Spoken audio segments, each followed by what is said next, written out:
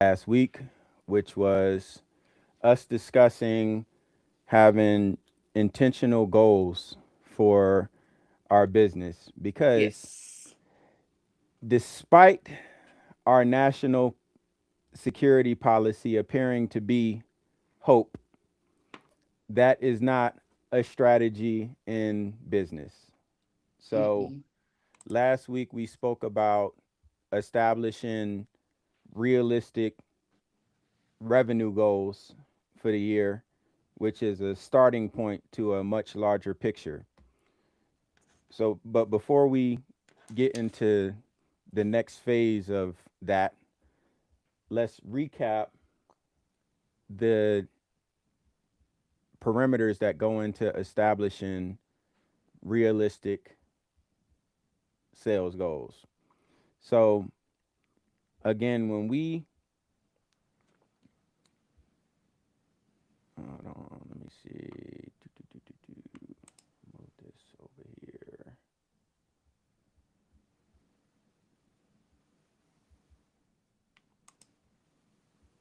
Okay.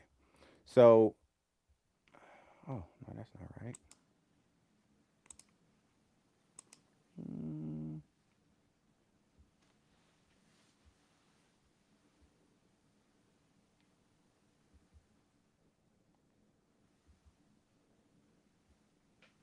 there we go. All right. So, in order to establish 2026 goals, obviously going back further and going back as far as possible with the data is going to give the greatest insight into what the standard financial performance of a business is, as far as the amount of revenue that it brings in and the margins that it maintains throughout the generation of that revenue. This calculator enables us to go back to 2024. However, when I was consulting for the consulting firm that I resigned from, we would generally go back 4 years in order to put Mm. together these calculations. But, um, just kind of providing a starting point. That's the intent of this calculator. However, like I said, you can go back multiple years to get a greater understanding of what the actual uh, annual goal should look like and what that quarterly distribution should look like. So, in other words, if we were to analyze from 2022 on, and based on from 2022, 23, 24, and 25, we average 30% of our total revenue coming in the first quarter and 20% of our total revenue coming in the second quarter, then obviously that's going to be derived from all of those multiple years, which gives us more clear insight into what to expect moving forward. But again, going back to this is just giving us 2 years from 2024 and 2025. So the parameters that we're going to enter here is an increase from $490,000 in 2024 to 545,000 in 2025, and what that does to the projection for 2026. So to do that, we're going to enter in our 490,000 for 2024, which was the full year's performance. And then in um, 2025, we're entering the revenue by month. Mm. So 34, 685, 55, Can I ask 892. you this? Hopefully, it Absolutely. doesn't throw you off. Why would you enter it by month for last year, but not like why can't I just do the whole year for 2025? For 2024, you mean? The whole month, like the monthly distribution in 2024. For 2025. So 2024, you let us put in the annual, Right, right. and then Oh, okay. 2025, you doing monthly. Why can't I just do an annual? Got you, got you. So we can do that, but that will lack the quarterly distribution aspect of it. So by Okay. us knowing how much that we brought in quarter one of 2025, which gets calculated by January, February, and March, or the Okay. second quarter of the year, which is calculated by April, May, and June, so on and so forth.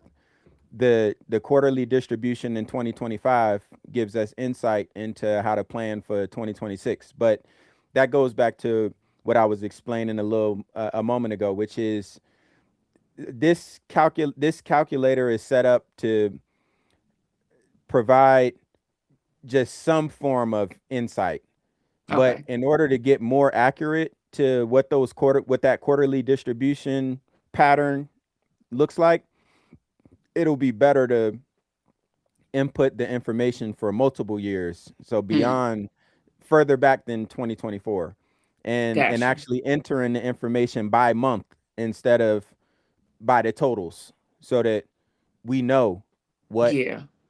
Because historically. last year Go you ahead. talked about seasonal Mm-hmm. droughts, and so I guess Seasonality. this would be a lot better to have it by quarters, so you can know if you have a quarter that is slower and how you can plan for that. Absolutely. Absolutely. 48, 41, So while he's putting 685. this in, if you were tuned in with us last week and you did your revenue, if you use a revenue calculator, let us know. Drop it in the comments if you found it useful, if you looked at it at all. Um, Again, it is a free resource. It doesn't ask you for a credit card or anything like that.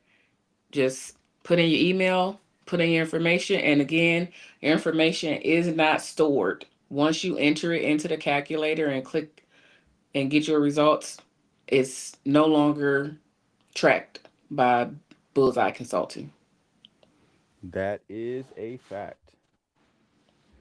90. if that was a concern of yours. All right. Now, you'll notice how we're entering information in three formats. So in 2024, and this goes back to your point, Matassa. In 2024, we entered the total amount of revenue for the full year, whereas in 2025, we entered the um, the amount by month, Mm-hmm. and in 2026, we're entering the information by week.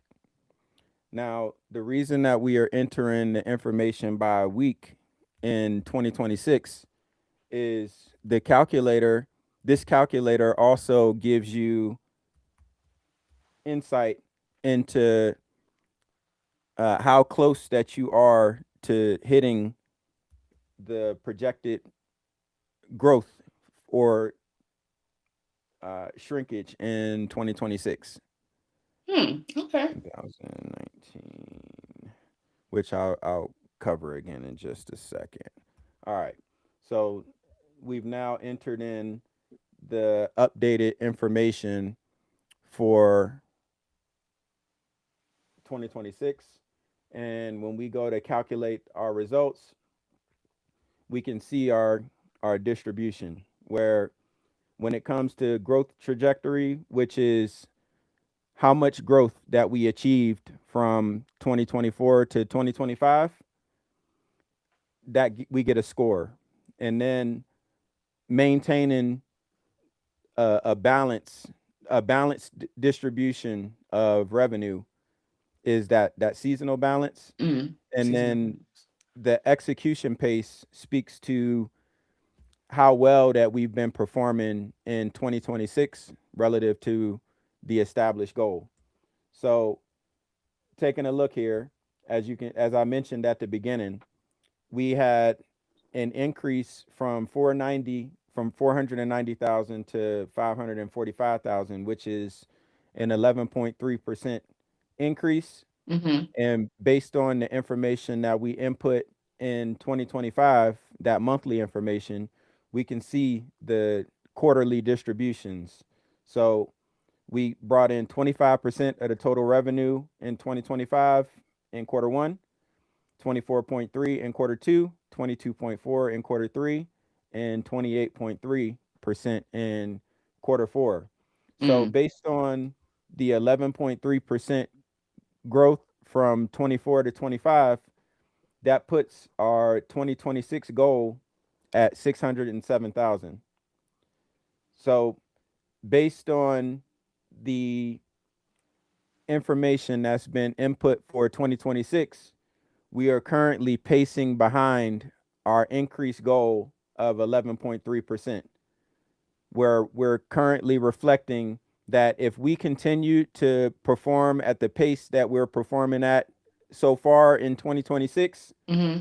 we would fall short of our increase of our planned increase of 11.3% because Oh. we are currently projected to bring in 473, Ooh. which is short of the 607. Yeah. So again, the insight in knowing where we truly are already in our financial result in our performance rather, when we know that we're below our goal, then we can take intentional steps right now to make up for that because we know going into quarter two, we're already behind the eight ball. And Mm-hmm. we know by how much that we are behind the eight ball, and we can make that adjustment accordingly. So, actually, before I move on to the next piece, does that make sense? Yeah, yeah, yeah. Actually, it does because you want to track what you're doing, where you're going. And yeah, I think a lot of business owners could probably, well, definitely benefit from this calculator. And like you said, instead of guessing or hoping, right, like a lot of people are doing, that I make up the money or I make as much money, you can see what the numbers are and then make a plan and execute it. Right. So, yeah. 100%. 100%. And to that point, you know, this conversation evolves to the what the resource looks like for us to really have real-time insight into how well that we're truly performing. And where that comes from is having a dashboard that takes into account, all of the real-time accounting. Now, Mhm. before we get into that resource, that dashboard resource that can provide that insight, let's talk a little context. So, Okay. I mentioned this.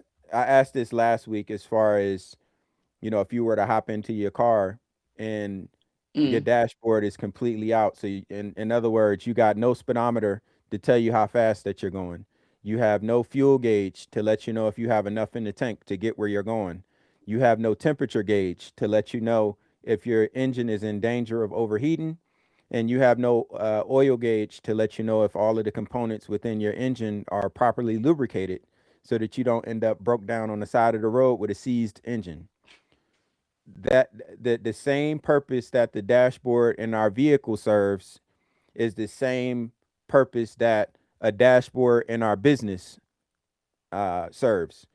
Because as we're looking at our revenue performance and we're looking at the margins that are being maintained, we get an understanding of how effective that our business is operating to the same effect that we can gauge how effective that our vehicle is performing by the metrics on our dashboard. Yeah. So, hopping back into what a dashboard, the components of an effective dashboard, because the reality is with all of the AI that we have, Mhm. with simple tools like Microsoft Excel, Microsoft Excel or Google Sheets, we can build our own infrastructure Yeah. that gives us the ability. to really know where we are. And this is an example of that. So, uh, But if I'm a business owner, I'm gonna probably feel like I don't have time for that. It's a lot of work. I don't know where to start. right, Um, and I right. want the information, right? And I Hmm. want to have the dashboard because I want to get in my car and drive, but I don't know where to start. Right, right. And that is where, this piece of the conversation comes in at, as far as what an effective dashboard can actually look like. So, what we're looking at here now is a very, very busy dashboard. However, the reason that it is busy is because it speaks to not only the leading indicate well the lagging indicators, but also the leading indicators as well. So when I say leading versus lagging indicators, Mm-hmm. our revenue performance is a lagging indicator because like that's the result that comes in. Whereas the leading indicators are those stats that we can track proactively that we know are going to feed into that lagging Mm. indicator. So for example, with the revenue, what is upstream of revenue actually being generated are one-to-ones being conducted, and those one-to-ones converting into discovery meetings where we're actually discovering all of the problems and putting together a solution for those identified problems, which then converts into the presentation where we're presenting our offer via an estimate or a bid, which then leads to the actual conversion. Mm-hmm. And once we've achieved the actual conversion, then we get into another lane of maximizing the lifetime value of that converted customer. In other words, once I have you, once a business has secured a new customer, how is that same customer empowered to become an even larger patron and um, you know contributor to the Yeah. the growth of the business? So that's the lifetime value piece. So let's just talk about some of the parameters here. I spoke about the leading and lagging indicators, Mm-hmm. which on this tracker, when we're looking at the collected revenue up here at the top, that is the actual amount of revenue that hit the bank account. And then we also have our generated revenue. And the difference between those two is when and I want to talk I'm going to talk specifically to trades based businesses just to keep everything kind of clean. Okay. So when an HVAC company closes out $20,000 worth of jobs last week, that doesn't necessarily mean that $20,000 are going to hit the bank account, because in the 20,000 that was generated, you've got merchant fees that have to be paid to um the processor, like the point of sale system. Mm-hmm. So you got those, and then you also have accounts receivables based on the payment terms. So if we closed a job last week that we're not going to be collecting for another 30 to 45 days, then Mm-hmm. there's going to be a gap between the amount that we generated versus the amount that we collect. Mm-hmm. And by tracking both of those metrics, you gain an understanding of like the true health of your business, because to be generating the revenue and not collecting it in a timely manner is a whole other Yeah. issue. And Matasa, you would be shocked and amazed at the amount of companies that have already generated the revenue and they haven't collected it because they so busy in the day to day of survival that they're not able to make that call to their customer to say, To get hey, my money? yes. No, I'm gonna need that. I'm gonna be on you every day. I'm gonna send an automated text to you every morning. Good morning. Pleasure doing business with you. Run that check. What are you talking about? I'm too busy to collect my money. The lights gonna be off. So That's what, crazy. like, you are speaking from a place of logic and emotion. The space of reality, unfortunately, for a lot of business owners is we have made all of this money, but I got to survive the day. Mm, So while I'm surviving the day, I don't have the time to call this person that owes me money because I'm dealing with the person that's paying me right now or the person that I got to serve right now. mm-hmm. And it starts to build up. So that is a reason why the accounts receivables balance is also tracked here on our dashboard because again, the gap between what's generated versus collected is oftentimes going to rest between what's collected in merchant fees from that point of sale system or the what has not been collected because we got outstanding balances. So yeah, it's interesting. Now those are the lagging indicators though. However, as far Mm, as the amount of collected and generated revenue, when we're talking about the leading indicators, so down here we got some of our sales metrics where we're looking at the amount of the revenue that we've generated that we're spending on advertising and marketing in order to create more awareness for the mm-hmm. brand. And as we're looking at the advertising and marketing, this too is a lagging indicator because we find out what that looks like after it's already, kind of hit Yeah. the.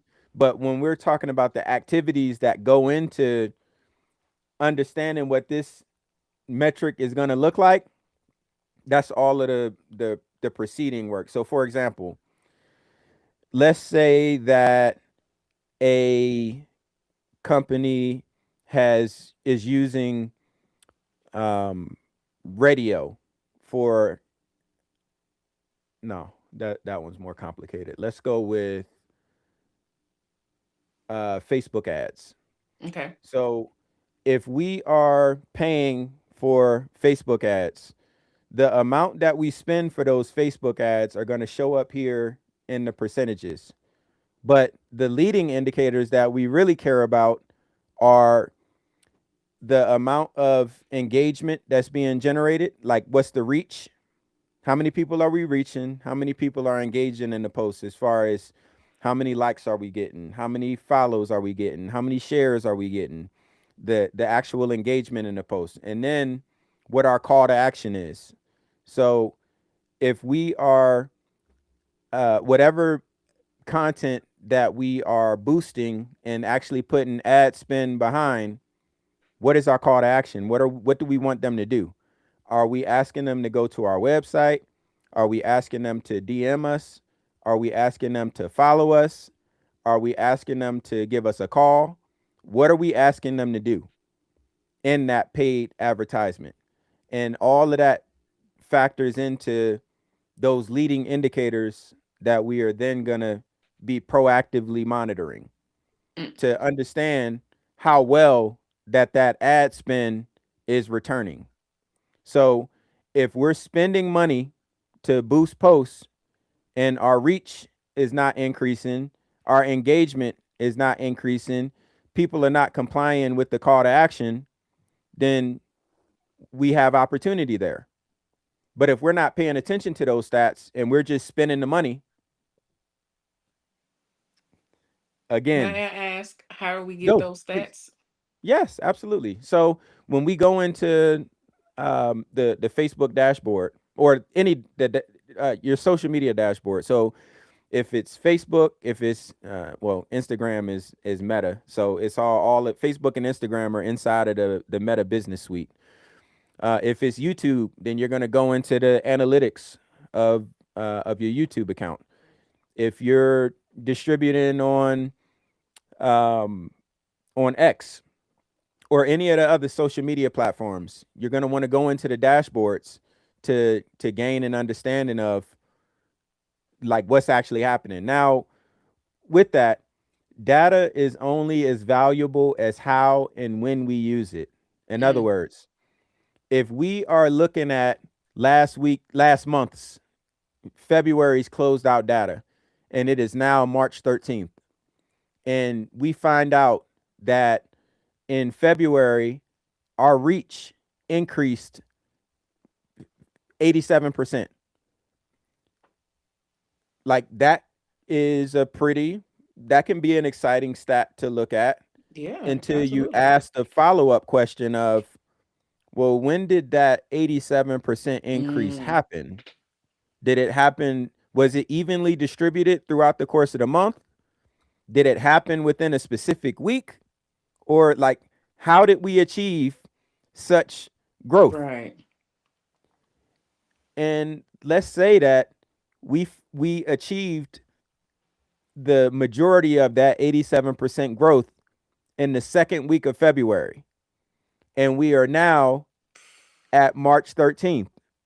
What is the likelihood of us remembering all of the activities that happened in the second week of February? People don't remember what they did yesterday. You're talking about last month, the second week. It's a wrap. Right.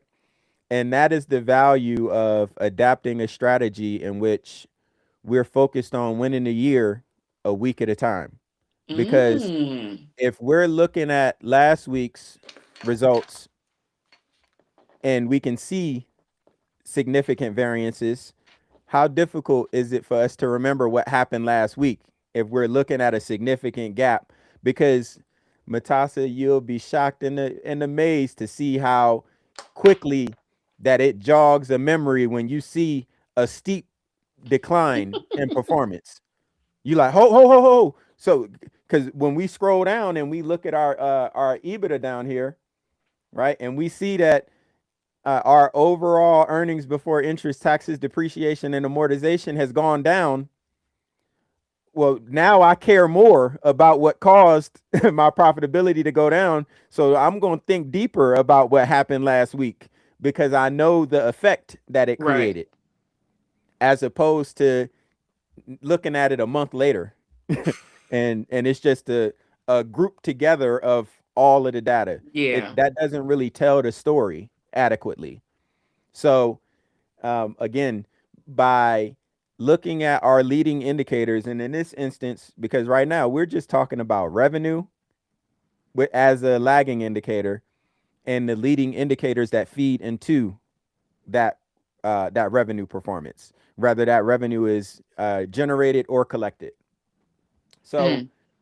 here, what we're looking at are the amount of new customers that we're adding in, because the amount of customers that are being added into the system on a weekly basis, that gives us insight into how much growth Mm. that we're experiencing on a weekly basis.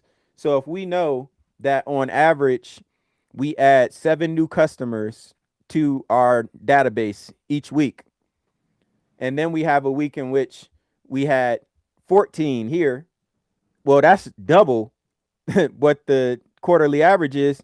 When we see that 14, we're going to dig into that. We're going to ask the question, okay, so look, clearly, that Mm-hmm. 14, something happened for our customer growth to double what our average is. What did we do to achieve such an incredible outcome? Because whatever it was that caused that, we want to double and triple Yeah. down on that, We want to do that again. right? Over and over again. Conversely, when we look at a steep decline back down to 5, Mm. Okay, so we know that it was really something special that happened that week. Because when you look at the full quarter, there is only 1 week that's that high, Yeah. which means that there were some activities going on. There were some posts that were really hitting, right? Like they really did their job. Those posts that we had out on social media, they must have really done their job for us to see that type of increase. So now we're going to go back and look at the content that we put out last week and we're going to analyze. Okay, so it was this carousel that had the most engagement that we released last week.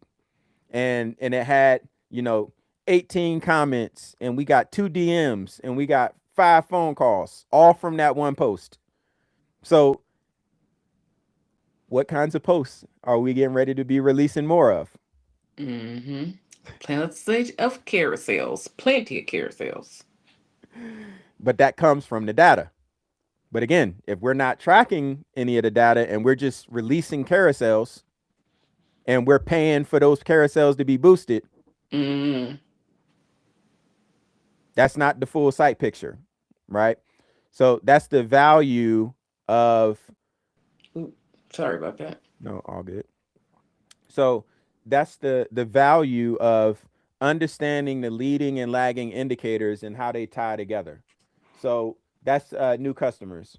Then when we talk about one-to-ones, so I know here in Colorado Springs, in-person networking is a huge piece of business growth because this is a more relation-based community as opposed to transactional. So in Denver, Denver is far more transactional in the sense of like what you got for me?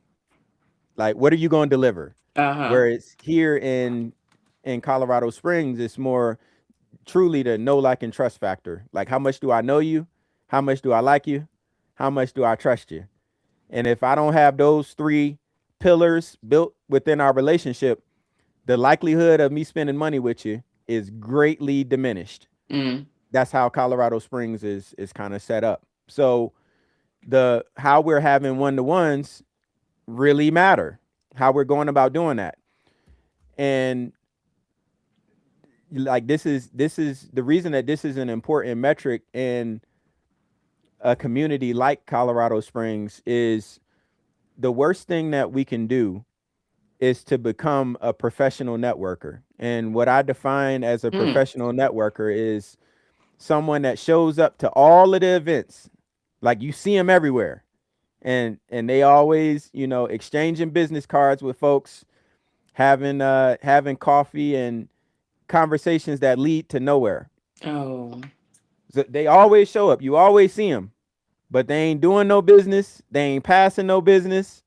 Mm. Like the main thing is not the main thing Yeah. no longer. Because if we go back to what caused them to start networking in the beginning, it was to generate leads. Right. And then along the way, they just got comfortable with not meeting that objective. So, and more comfortable with the idea of just showing up. Mm.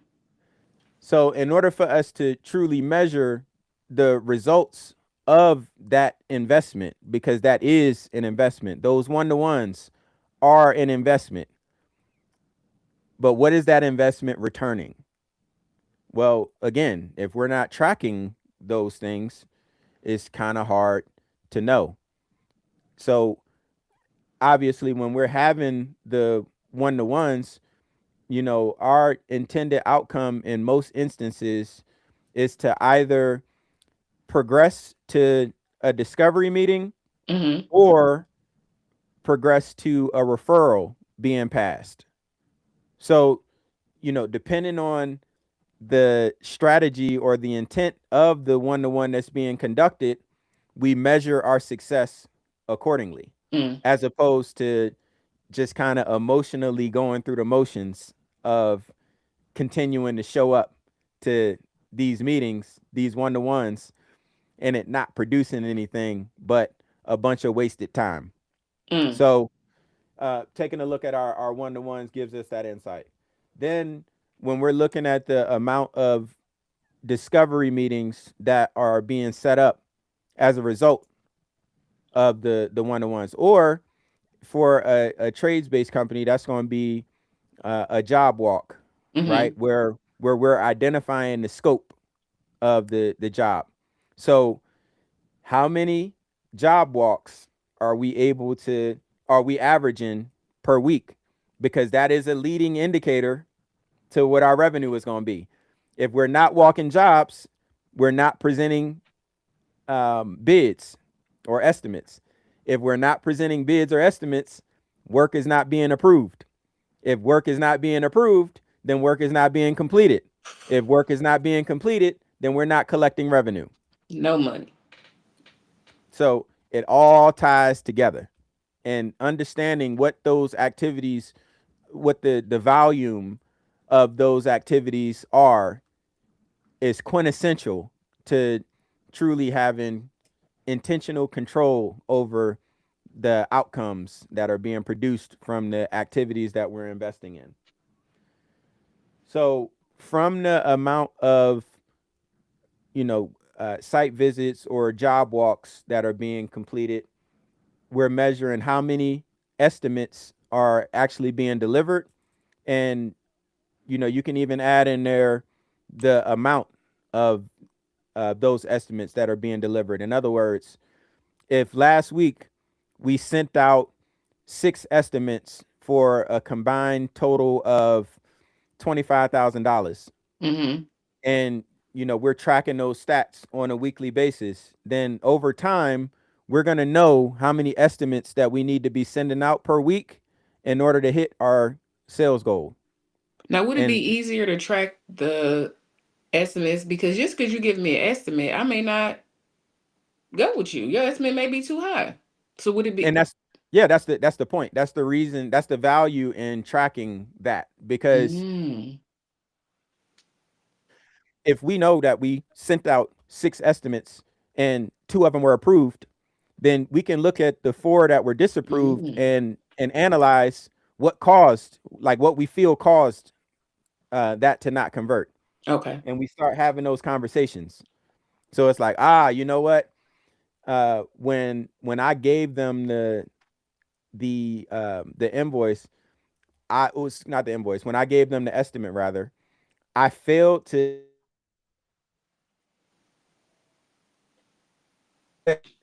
when it comes to price in business, generally, what causes price to be a problem is when the value proposition isn't clearly understood. So if I'm coming in with an estimate and I just hand it to the person and walk out, then it's a good chance that that's not going to convert. Yeah. But when I'm able to have the appropriate conversation where I'm conditioning the lead to understand that this problem that I'm solving is their problem to solve, and they got to own that it's their problem to solve, right? If I'm coming with an estimate of this is what I think you need, but they they don't own that as a problem that they have to solve, then that's going to lead to um, a diminishment of conversion. Does that make sense? Yep. So, um, understanding again how many of the estimates that are being delivered, and then how many of those that are actually converting as well. And then when we start talking about tracking metrics like the amount of reviews that we've received, if we know that we average, so and based on these stats, we're averaging 1 Google review per week. And then all of a sudden, we see here we had 3 reviews. Well, if we average 1 a week and last week we had 3, let's talk about that. Like, what happened last week to cause, because we're above our Mm-hmm. quarterly average. So, and we want to keep that momentum going. We want to be intentional about growing that growth.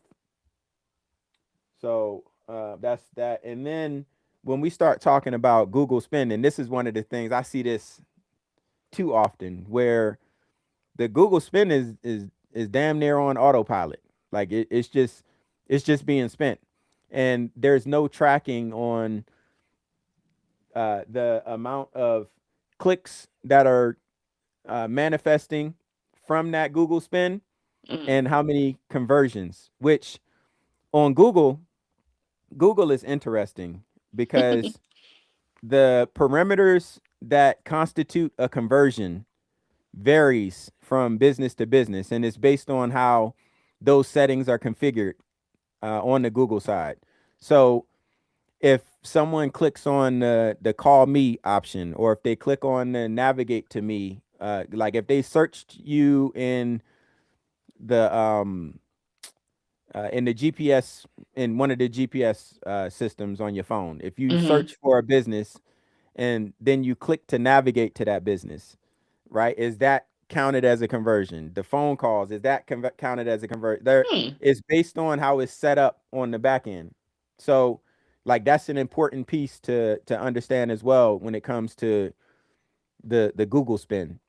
So if But I go to Google Maps and I search a HVAC company and I see one that's nearby and I call them from that search, that's tracked as a Google search, like it's a good thing that it that happened. depends on, and that's what I'm saying. It depends on how it's set up within the Google profile.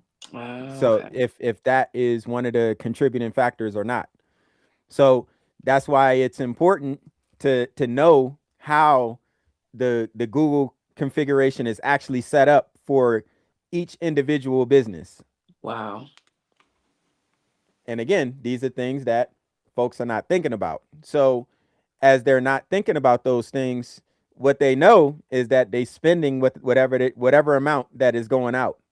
Mm. But what's coming back becomes a whole different conversation.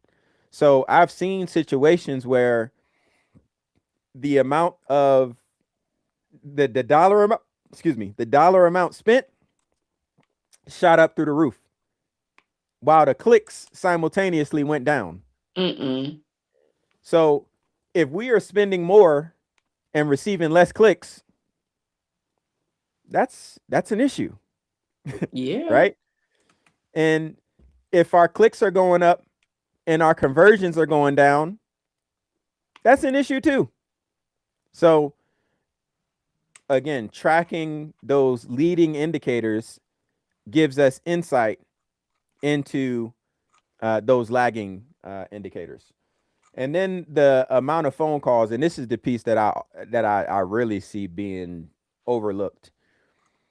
Now, uh, because in trades based businesses specifically, or service based businesses specifically, the amount of converted business that flows through a phone call, a good percentage of those conversions have a phone call to do with them at some point. Mm-hmm. If we don't know how many phone calls that we are averaging per week, we have no idea what good looks like.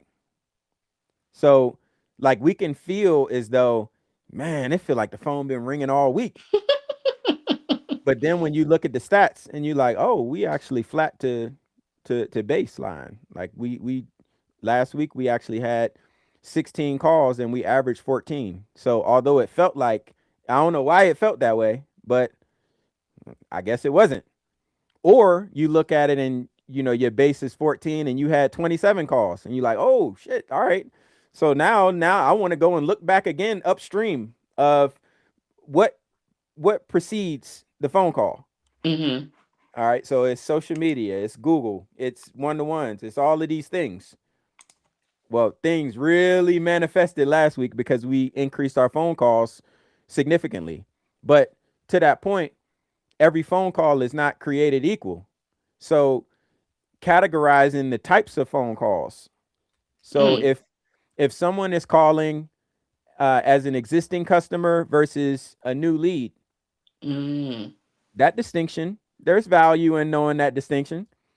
Because if we know that our increased calls went, so let's say that we average 50 phone calls a week, and of the 50 phone calls, 25 of them are new leads, and 25 of them are existing customers. And that's the average breakdown of our performance. And then all of a sudden, we have a week in which we maintained our 50 phone calls, but instead of that 25-25 distribution, 40 of the calls were existing customers and 10 of them were new. Ooh, we need to know why. Right. But if you don't know what the averages are and the gap between that average, you just know you had 50 phone calls or that it was a lot of phone calls. You might Right. not know that it's 50, but you know that you were on the phone a lot. But as far as the scale of business being conducted on that phone call, that becomes a whole different conversation. And Wow. the way that we dial into that again is by understanding the types of phone calls that are coming in. So those are all leading indicators as well. So if I'm busy, I'm out here jobbing it. I'm fixing HVACs. I'm fixing all kind of air ducts and whatnot. I ain't got time to be. This a new call. This a old call. This a how am I, how do I try? How do I get here? So systems, time blocking, and discipline. Ooh. So because this is the thing, because someone is busy every day does not mean that they are productive every day. So and this is something I see it all the time with my clients where they spending 12 to 16 hours a day in their business doing a bunch of stuff, and the stuff that they're doing is feeding a perpetual cycle of insanity. Because what is insanity? Doing the same thing and expecting different results. I'm laughing so hard because I say this to myself because this is something I used to tell my airmen. Just because you busy don't mean you productive. And I say this to myself like when I'm starting to feel like I haven't done anything, like whether it's Right. midday, I'm like, okay, you looking busy, but are you being productive? Because busy don't mean productive. 100%. And that matters. So, you know, when starting a business, that's a mentality. It's like, man, I'm so hungry. However many hours that it take to get some work that I don't got to ask somebody to for permission to be sick or for permission to take a day off. Whatever it take, I'm here for it. And then that cycle just becomes the norm. Yeah. So like for those folks that are comfortable with that norm, God bless you. You know what I mean? Do your thing, man. I'm rooting for you. You Hopefully, too. hopefully it work out for you. You know what I mean? But it comes to a point where when you recognize that what you're doing is leading to that cycle of insanity and you're continuing to experience it over and over and over again, the question becomes, am I comfortable with this outcome? And if I am, again, keep on going. If not, some of the things that we're talking about right now are opportunities to make an effective pivot. Mm. So by looking at, if we're looking at a 16, if we're averaging 16 hours working in the business, and that 16 hours is encompassed in the time, like actually providing the services that have been sold and, the administrative stuff, Hmm. like making payroll and making bank runs and, you know, doing the other auxiliary business tasks. If we know that we're averaging that 16 hours, then we can proactively look at our schedule and say, all right, next week, I need this amount in revenue in order to hit my revenue goals for the week. So, in order to hit that revenue goal, I need to have this amount of work scheduled. So that's the first check. Do I have enough scheduled next week to hit my revenue goals for the week? If I don't, then there's a path to take to address that. Mm-hmm. If I do have my requisite work, all right, now I'm looking at the business responsibilities that I have. So I actually need to be making cold calls on, next week. So next week I need to make 25 cold calls, because the 25 cold calls generally results in 6 discovery meetings being scheduled, which results in 5 jobs being sold. So I'm going to schedule my cold calls on Monday from 12 to 2, because I'm not scheduled for jobs at that during that time period. And that's when I'm going to do my cold calling. Or I'm going to schedule from 8 to 9 a.m. on Tuesday for my social media engagement.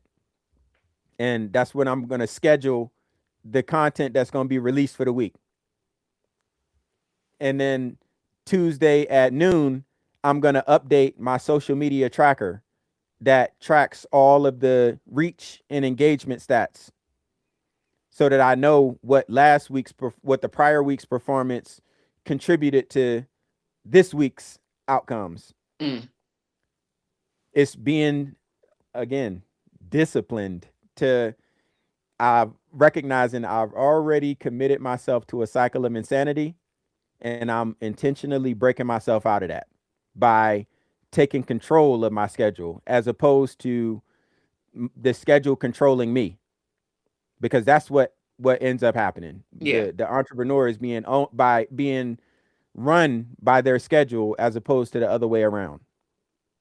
Does that absolutely. make If you sense? don't got time to call somebody that owe you money, because you're going to make 25 cold calls and one hot call, because I'm going to need that check. 26 Absolutely. calls. Yikes. 100%. Yes, yes, yes, yes, yes. So that is those are some of the parameters relative to how the um the sales leading indicators tie to the revenue lagging indicator. But then we also have cost of goods sold. So when we're talking cost of goods sold is going to be the production cost to deliver the products and services that have been sold. So on a in a service based business, specifically in the trades, we're looking at the labor. So that labor, whether it be W-2 or subcontracted labor, Mm-hmm. we're looking at any disposal costs. So, like, if we got a dumpster out there to keep the job site clean or what have you, we got those disposal fees. We've got our fuel costs.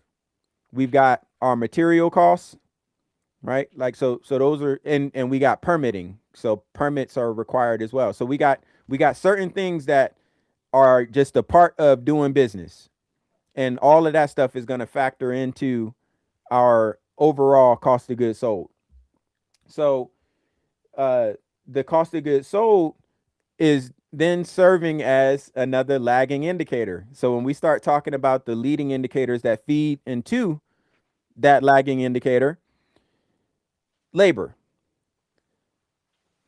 because again, the labor, whether it be W-2 or subcontracted, is a vital component to being able to produce and deliver whatever it is that has been sold.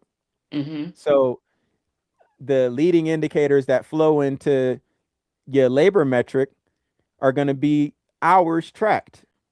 So when we start talking about hours tracked and understanding the difference between how many hours that we planned for the day versus the amount of hours that we actually clocked for the Mm-hmm. day, and what that time produced in revenue, and understanding that correlation. So here, let's look at the end of the quarter, just for this example data, where we know. All right. So these are the total hours. So taking a look here, an average of 132 hours results in 5 jobs being completed, which results in an average of $15,922 being generated or collected rather in revenue. Okay. Does that make sense? And all of that stuff again ties together. That the piece that I missed out relative to the cost of good discussion is, so let me rewind back for a second.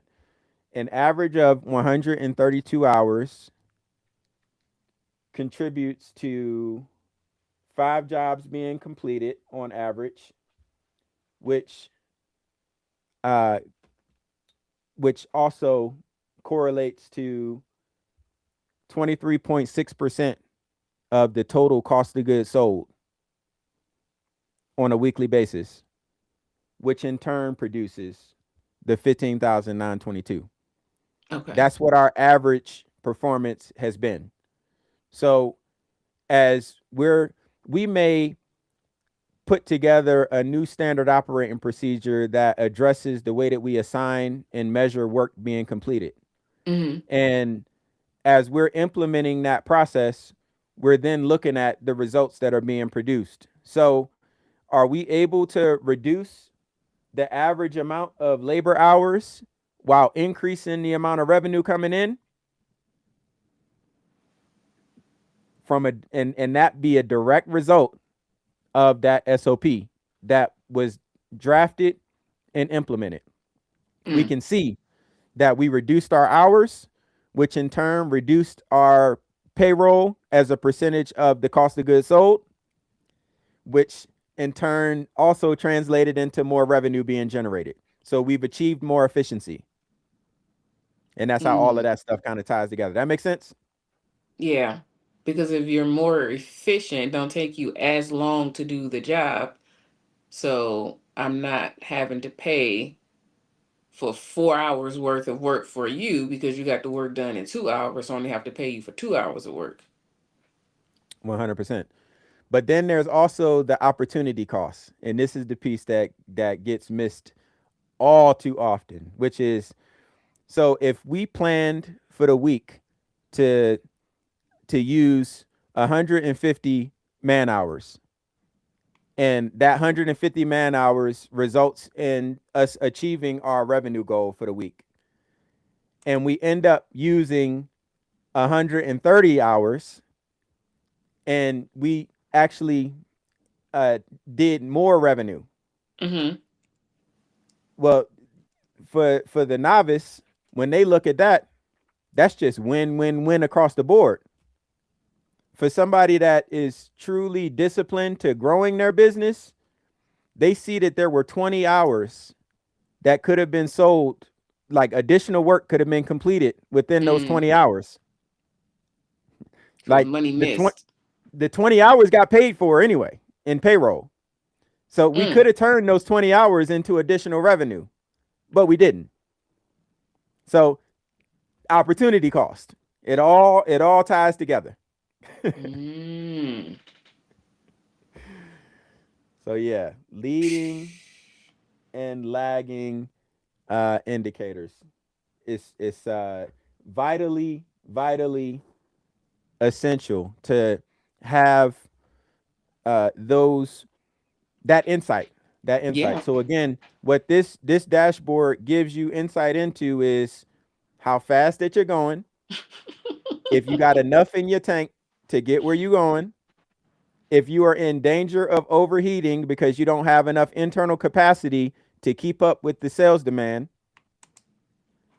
or the SOPs that ensures that everything in the engine compartment is properly lubricated.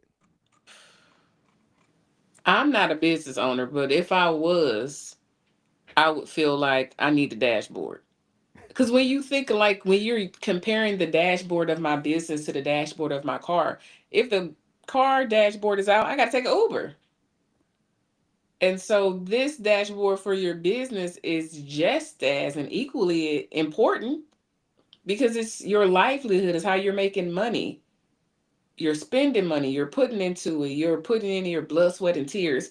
So why not make the most of it and get the most bang for your buck? So if you are a business owner and you feel like you need to call an Uber for your business, put a one in the chat. Goodness gracious. Yes, yes, yes, and yes. Yeah. You, you got to get a Uh, dashboard, people. If you running a business in 2026 and you don't have a dashboard, you got to holler at Jesse. or you can build it on your own, Or build it right? on your So, own. But he already got, come on, man. He'd already showed you all the little things and the information. Bullseye.us. yeah. No, that's a fact, but Bulls Inc. truly, Sorry. and no, no, no, and the reason that we're doing these lives is because, like, in my heart, in my spirit, truly, even if they not working with Bullseye Consulting, that's cool. Like, take the information and put it to work. Yeah, Like, activate the information in your business to change your life, right? The information, because none of this is rocket science and none of it is new, mm-hmm. right? This is standard business stuff. However, it's not taught in public school, because in public school we're taught to, like, conveyor belt style, be fed into corporate America. Yeah, So to be intentional about breaking that mold, jumping off of the conveyor, jumping off of the hamster wheel, and saying, "Nah, bruh, I got to do this on my own." Like, it takes guts and discipline to really do that. definitely. And in doing that, again, it can the amount of satisfaction that comes from, I don't have to ask for permission to be sick. I don't have to ask for permission to take a day off. Right. You know what I mean? Like, that be motivation enough for most folks to just endure through the pain and suffering of operating a business without understanding the principles of business, And right? Like, you said this is not rocket science, and it's not, but it's one of those things that one, you don't know what you don't know about what you're missing out on. We know our car has a dashboard because we drive a car. We, I don't think people understand, or maybe they do understand and they don't know how to get there, that my business requires some tracking so I can know what I'm doing. And if you like me and you watching the replay, I don't have a business, but if I did, I'm watching the replay, I'm just gonna screenshot and zoom out and then make the Excel spreadsheet if you ain't gonna work with Bullseye Consulting. But I'm just saying that's a little thing I do. I screenshot and then I copy. But anyway, it ain't rocket one, science, but people I don't think are taught how to be great business owners. We right? just feel like I want the freedom and I'm sick of this crap. And then we go do it. So this is great, wonderful, terrific information. We appreciate you. So this is all a part of our strategic vision and forecasting system, which is one of the 7 systems that we coach on in order to really create the separation between being a prisoner of one's own passion versus owning a business that operates independently of the ownership apparatus and continues to engineer market value, enterprise value into the business that truly reflects on the balance sheet and is going to be, because one of the tragedies that I've seen too many times, I think one of the worst examples that I've personally experienced. So I had a client that he was in his 70s, late 70s, Oh wow. still working every day. No. And the tragedy in that was his value had no his business had his value had no his business had no value because the second that you take him out of it, Mm. it's not a bit, it's just a building. Like he was the heart and soul of everything. Wow. So like you take that out of it and again it's just a building. So there is value in the form of, whatever that the building is worth, but the business itself, liquidating the equipment, you get a fraction of what of what was spent on the equipment by liquidating it.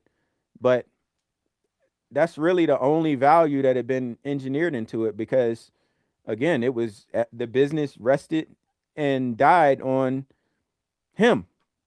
And that's a tragedy because like he's been doing this, he but at the point in time that I was working with him, he had been operating in his industry since Moby Dick was a minnow. So like you would think Bro. that if you've been working doing something for so long that it would be a liberating factor in your life as opposed to a ball and chain type of thing. And again, that's tragic. So I understand the necessity more than ever now for us to have our own skills and entrepreneurial capabilities to Mm-hmm. survive because the world, if y'all ain't paying attention, Oof, the child. world is changing drastically. The foundation under our feet shifting dramatically as we speak.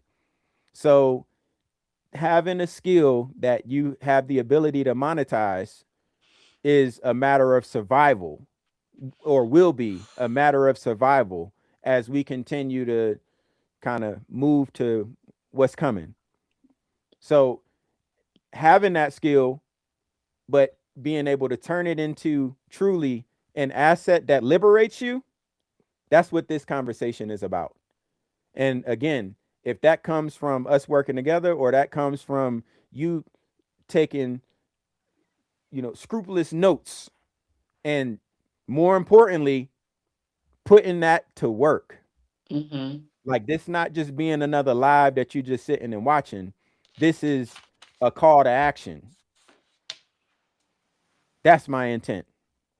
So with that, as we're talking about the strategic vision and forecasting system, you know, the that system is broken down in quite a bit of detail at www.bullsinc.us/01 because that is our first system of the seven, and great insight into how all of that how all of the components of that system kind of tie together.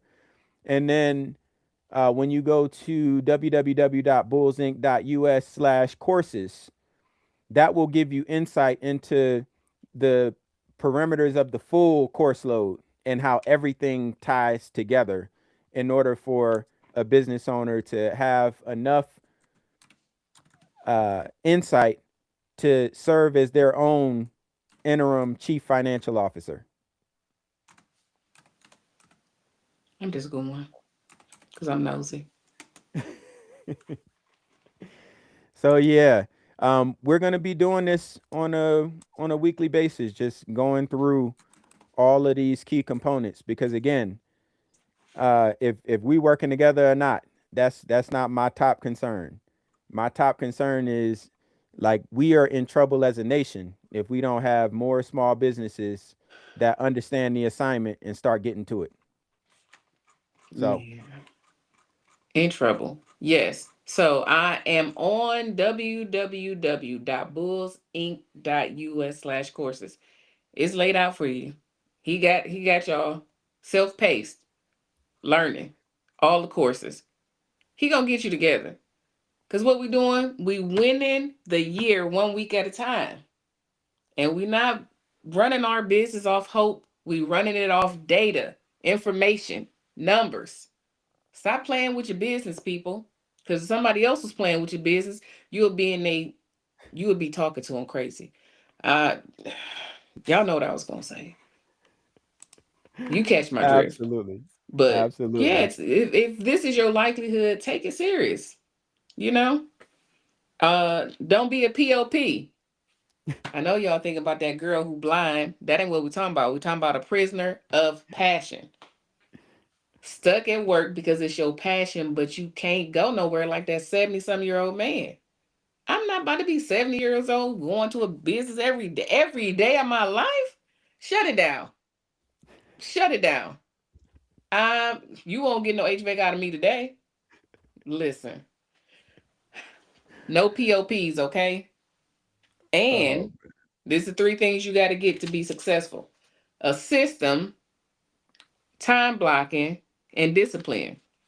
Because y'all here running around like a chicken with your head cut off. Get together. And if you can't get together, call Jesse. He gonna get you together. I don't know if he wants y'all to have his number, but go to the website and he gonna get you straightened out. Because you can't just be calling people all willy-nilly. Okay? All oh right. man.